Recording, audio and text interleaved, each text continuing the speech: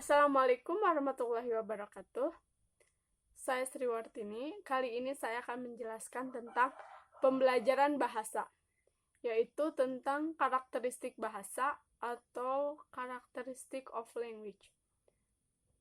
Nah, video kali ini saya menjelaskan kembali tentang video yang telah diberikan oleh Mr. Hanan, yang mana dalam video tersebut dijelaskan oleh Dr. Randes Darnell tentang karakteristik bahasa.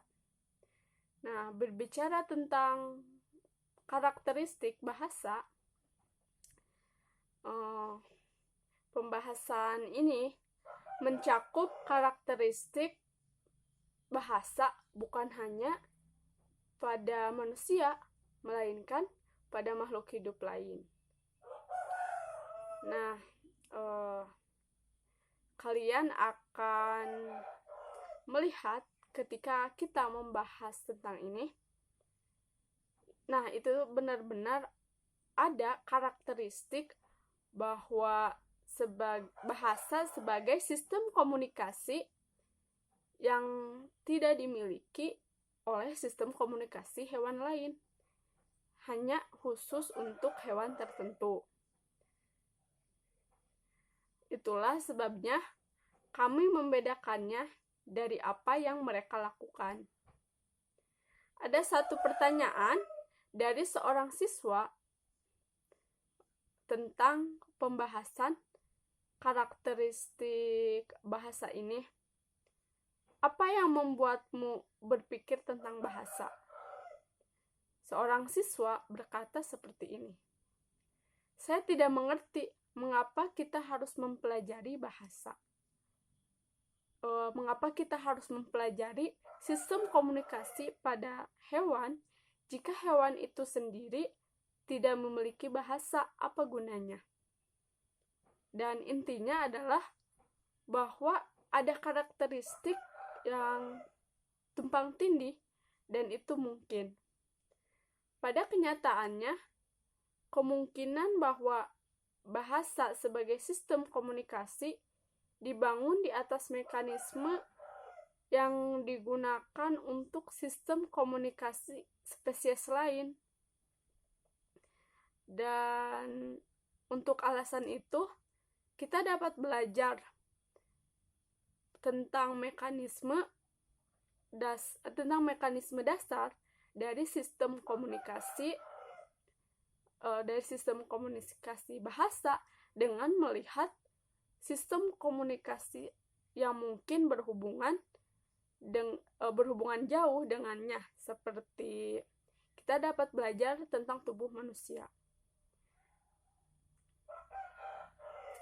spesies yang merupakan diri kita sendiri. Kita dapat belajar tentang cara otak kita bekerja. Kita bisa belajar tentang cara kerja organ kita. Kita bisa belajar tentang Anda tahu bagaimana memprosesnya dari sebuah kelelawar. Kita memproses sebuah komunikasi itu layaknya seperti proses dalam cara kerja organ kita, cara kerja otak kita. Jadi, pembelajaran komunikasi bahasa ini menjadi sebuah pelajaran yang umum bagaimana kita meneliti cara kerja otak, cara mekanisme tubuh. Sama bahasa juga belajar prosesnya seperti itu. Di sini ada banyak penelitian yang mempelajari banyak jenis hewan lain yang mencoba memahami mekanisme biologis yang mempengaruhi penelitian Dr. Randes Darnell ini.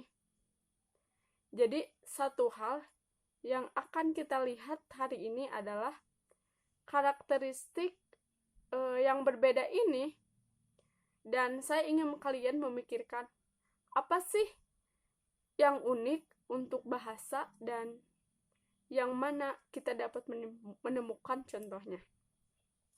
Nah, Dr. Andes Darnell ini bertanya kepada mahasiswanya begini, kalian berpikir gak, sudah banyak orang yang mengetahui tentang ini?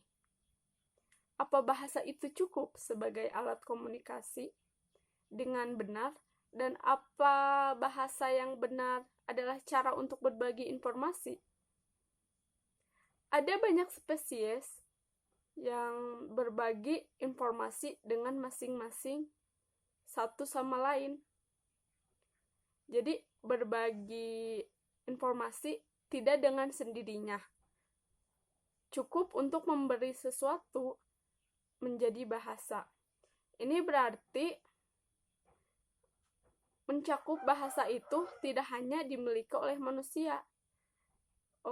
Jadi bahasa itu tidak hanya dimiliki oleh manusia saja. Makhluk hidup yang lainnya pun sama, punya karakteristik seperti itu. Merespon informasi dan memberi informasi. Nah, kita bisa melihat itu dengan metode komunikatif. Dengan metode komunikasi, motif seperti berbagi informasi, dan peneliti itu telah mengidentifikasi 3 cara utama organisme atau hewan berbagi informasi dengan anggota spesies lainnya dengan organ lain.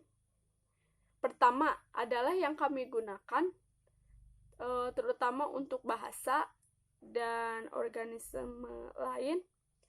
Yang digunakan adalah mode komunikasi, yaitu pendengaran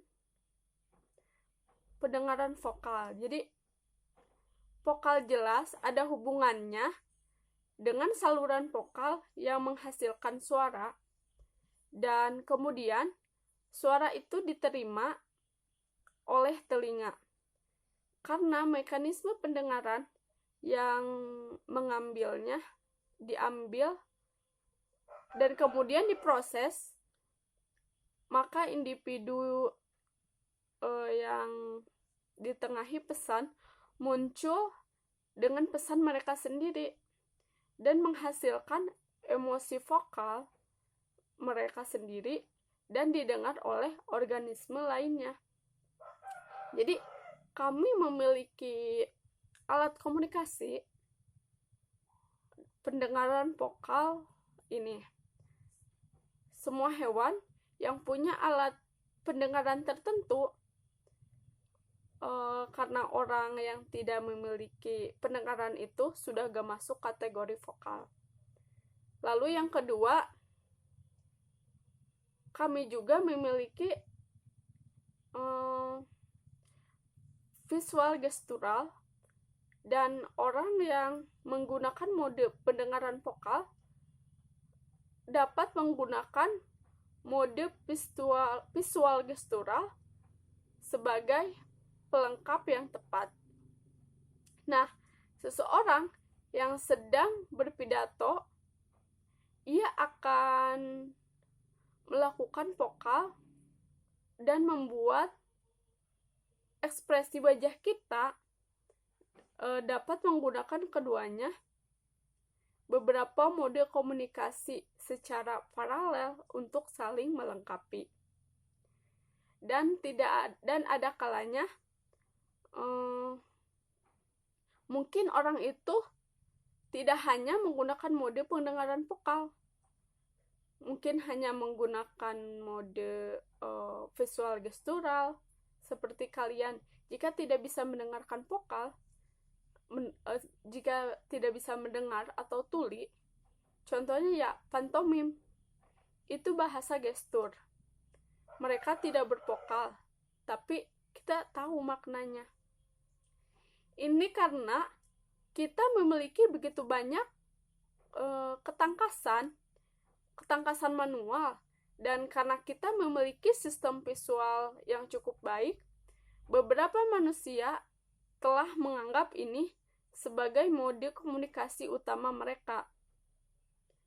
Dan ini sering terjadi Dan ini sering terjadi ketika mereka tidak dapat menggunakan mode komunikasi pendengaran vokal. Jadi, jika mereka bisu atau jika mereka tuli, mereka memiliki kombinasi keduanya, maka mereka mungkin menandatangani alih-alih berbicara dengan suara mereka. Dan bahwa bahasa masih benar ini,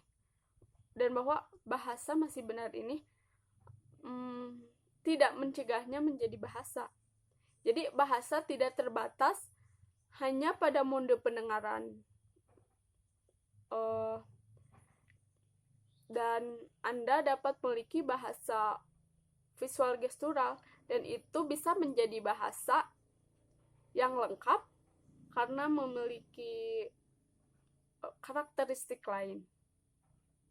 Selanjutnya, yang ketiga, yang jauh lebih umum untuk komunikasi hewan dan pengiriman pesan yang kurang canggih adalah mode penciuman kimia. Jadi disinilah bahan kimia dikeluarkan oleh tubuh dan pesannya diterima oleh sistem penciuman atau hidung. Jadi jelas peneliti juga menggunakan bentuk komunikasi itu. Jika tidak, kita menggunakan pengharum parfum dan kolagen di Mekis tidak akan begitu populer dengan orang yang menghabiskan ratusan dolar setiap tahun untuk mendapatkan sabun yang berbau baik sampo yang baunya enak, terus memakai deodoran.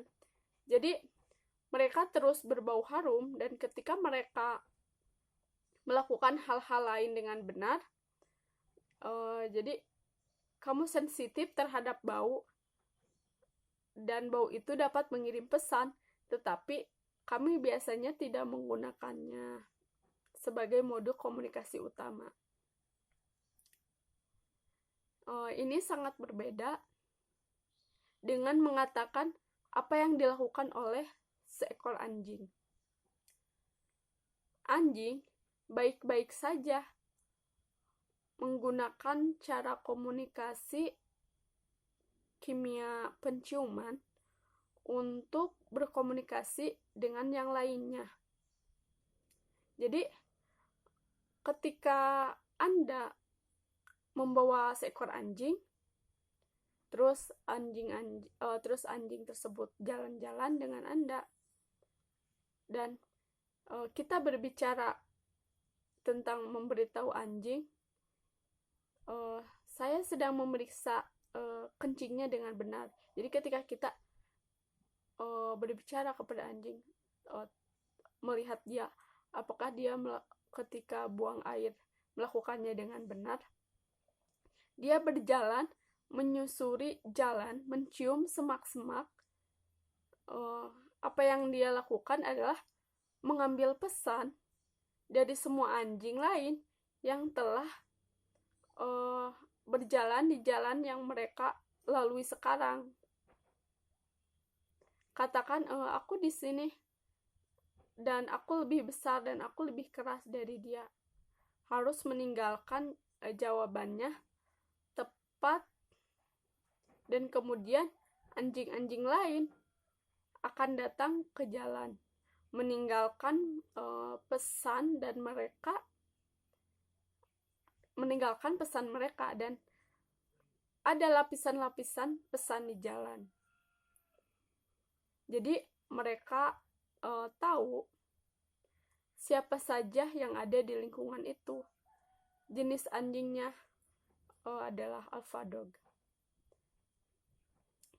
mereka perlu khawatir atau kamu tahu apa yang kamu tahu makhluk lain lakukan juga, dan beberapa hewan akan meninggalkan sekresi dari mata mereka di pohon.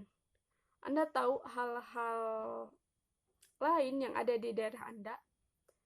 Jadi hewan lain tahu mereka mengeluarkan hormon dan hal-hal lain untuk memberi tahu anggota spesies mereka bahwa mereka tersedia untuk kawin.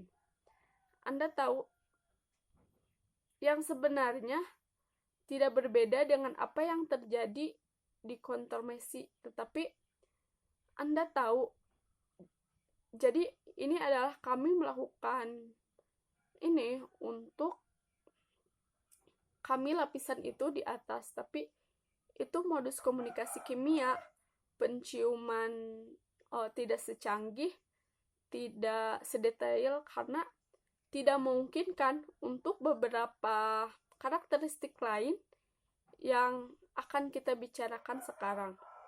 Sehingga kita harus memiliki mode komunikasi, dan dalam bahasa kita cenderung menggunakannya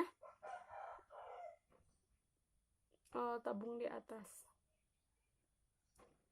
Bahasa berikutnya dan sistem komunikasi lainnya memiliki fungsi pragmatis, yang berarti bahwa pesan yang dibuat melalui mode komunikasi memiliki tujuan, sehingga ada maksud di balik mengirim pesan sekarang.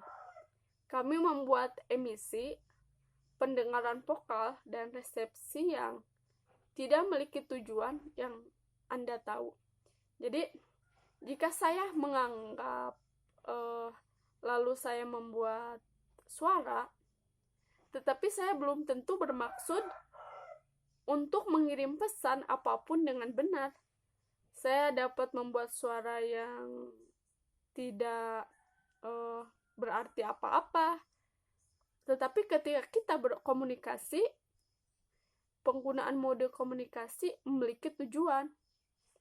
Saya berniat untuk membagikan beberapa informasi yang saya miliki dengan mungkin secara spesifik. Anda tahu, atau mungkin siapa saja yang ada di sekitar Anda tahu kapan singa mengaum di belakang. Dekat rumah saya, mereka memberitahu orang-orang bahwa mereka besar, mereka menakutkan, dan Anda perlu mundur dengan benar. Dan itu adalah bagian dari mereka yang mengirim pesan itu. Mereka tidak tahu bahwa saya jogging pada saat di kebun binatang pada saat itu.